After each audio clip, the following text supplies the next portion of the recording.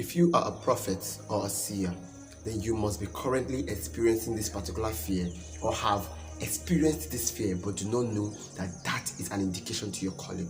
Well, in this particular video, I'll be sharing with you those 3 fears that must happen to every prophet or seers. But if you have not subscribed to my YouTube channel, please do it to subscribe, like, share, and comment on this particular video so that other persons will see this video and be blessed just like you'll be blessed. Now, what are these fears that must happen to every seer or prophet?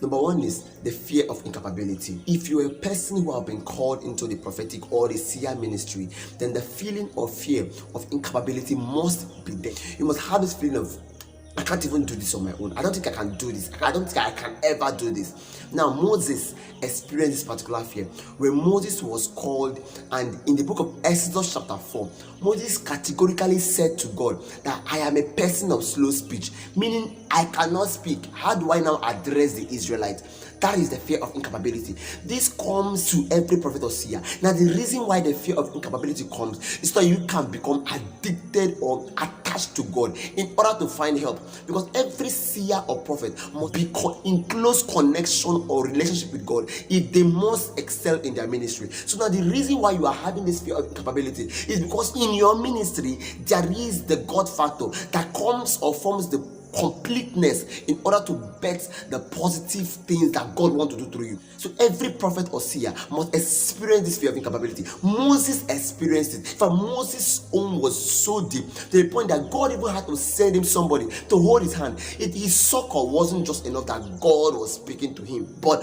God had to send him a physical person to assist him. That is why most of you who are already in the place of fear of incapability, there is a gift of men around you. God, most of the times, if God wants to help you, God brings men how to help you, hold your hands, how to help you overcome this particular stage just because of your ministry. Now, the second thing on our list is what? The fear of being wrong. A lot of seers have this particular fear. See, this fear of being wrong, like, what if I'm doing the wrong thing? What if I'm not in the right place? What if I am wrong? What if my revelations are wrong? What if my visions are wrong? What if the message that is coming through me is wrong? What if that? What if this? Like, this fear of being wrong, it's something that must happen to every seer. Even Moses encountered this fear of being wrong. When God called Moses, what happened? Moses said, what will I tell them? Moses had to ask God a question, what will I tell the children of Israel? And God told him, tell them that the I am that I am have sent thee. That wasn't enough for Moses. Now, sometimes God will even give you revelations as to prove that he sent you.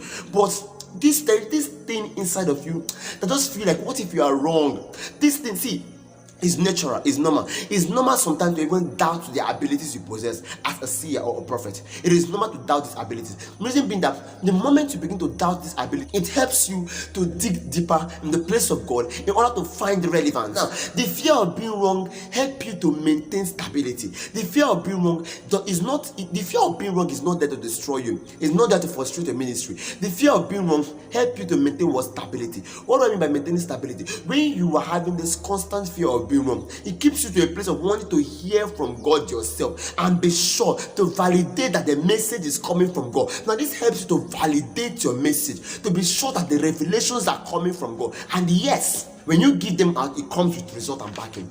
It comes with positive evidence, because constantly you are being validated. Constantly you are under a check because of this fear of being wrong.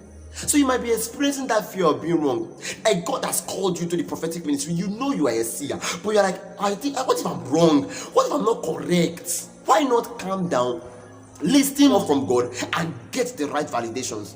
Listen. When you are experiencing the fear of being wrong, it's not a time to totally cut away from the things of God. It's a time to align yourself to the things of God in order to get the right result, in order to get the right information. Now, when you are scared of being wrong, then you align to God, who is never wrong. And when you have aligned to God as a seer who is never wrong, what happens? God establishes your path, establishes your word with tangible results. Now, the number 3 thing on our list is what? The fear of being rejected by the receivers of your message. Every seer or prophet must go through this particular fear. At some point, the children of Israel even went as far as rejecting Moses. So yes, that is one thing that is established. Now, this fear of being rejected by the receivers of a message. Sometimes you're a seer, God have even raised you up as a seer, a prophet in your family, but you're giving messages to them and they are telling you that this is not what they want, and they're constantly rejecting it. Some of you have not even given the message yet, but you are scared of being rejected deep down in your heart. You know you are scared of being rejected by the receivers of this message. Moses was scared. In Exodus chapter 4, Moses said, they will not believe what I tell them. He had to ask God for a sign because he was scared. He was not sure that the Israelites were going to believe what he told them or what he was to tell them. He had to ask God for a sign, and God gave him 3 signs, and one of those signs was, throw your staff on the ground and it's going to turn to a snake. Yes, because God called him, and God had to give him a sign to tell him that even if they reject what you are saying, when you bring forth the sign before them, they will know that you're not speaking on your own accord, but you are speaking by what revelations or by someone, a divinity that is backing you. So yes, the fear of being rejected is something that goes with every prophet or seer. You might be experiencing this particular fear right now, but it is not the end of the world. It is a time for you to go to God and ask God for a sign. So when these persons who are rejecting your message sees the sign that comes from the Father, they will have no choice than to bow in total submission to the messages coming from the Most High God. So you are a prophet and you're having this fear. What if they reject me? Why you don't accept my message? It is not because you are being possessed by a wrong spirit. No, it is because the prophetic inside of you or the seer ministry inside of you wants to find expression with a value, wants to find expression with a reason. So what you do is to go to God and give it a value and a reason. Yes, you give it a value and a reason. You give it a value and a reason. Moses had to ask God for a sign that he would show forth. So when you as a person have been called into the prophetic or the seer ministry, you ask God for a sign. When you feel that these persons are going to reject your message, you ask God for a sign. When you go to a person telling the person that God sent me to you, and you are telling this person this and this and this is what God is saying about you, and the person corresponds to that message, the person has no choice than to understand that yes, God sent this person. The major problem most prophets and seers have is that they are not ready to accept rejection. See, rejection is bound to come. Not everybody will accept your messages. Even Moses and the Bible at some point got persons that were antagonistic against his ministry, not because he was doing the wrong things, but because it is just natural to go. See, when you are when you are into the ministry where you deal with God directly, and at the same time you have a way of relating this you're dealing with God to men will despise you, because men is bound to say, I'm going to do on my own, I can stand on my own, all of that. But when you have a focus in God, you realize that the temporary confusion that is already occurring in your circle as a result of what God has put inside of you will become a motivating force or a motivating factor to make you stand and stand tall. Moses got opposed. Some of you are not ready to embrace opposition. People will oppose you. But the most important thing is understanding where God has positioned you and rising up from there. These 3 signs must happen. You will feel incapable. These 3 signs must happen. Yes, you will feel incapable. You will feel that you are wrong. What if your message is wrong? Yes, you will have that feeling. What if you are being rejected? Yes, you are going to be rejected at some point. People will reject you. Not everybody went to John the Baptist when he was in the wilderness. Not everybody went there.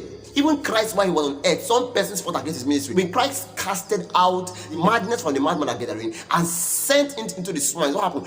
People came from a city and said that Christ was causing havoc in the city. Why? Because he delivered an oppressed man and sent the demons to the swine. That is to tell you that even the level of miracles and the level of greatness God is doing through you can pressure the need for an opposition to rise from the kingdom of darkness. You have to be prepared for opposition. You have to be open for opposition. That they are rejecting your messages, or that they do not see. Most of the times, people will not understand the capacity you are carrying. People might not even come in line or come in terms with the realities of what God wants to do through you, because they do not have the understanding of the things of the spirit. When you as a person understand it, Christ had to leave the city. Christ left the city.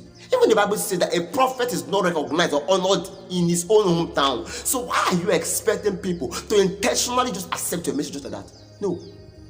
Sometimes they will not accept your messages, not because they are not right, but because it is natural, it is biblical. But what happens Eventually, when you come with a sign, they don't have a choice. They don't have a choice, because it now goes beyond you as a speaker. It becomes God wanting to profess or to change realities through you. So you have to bow to the opinion of the Most High and not to the opinion of the speaker. So get prepared, and I pray the good Lord will help you in ministry. Thank you so much for watching this very amazing video. I want to believe this video blessed your life.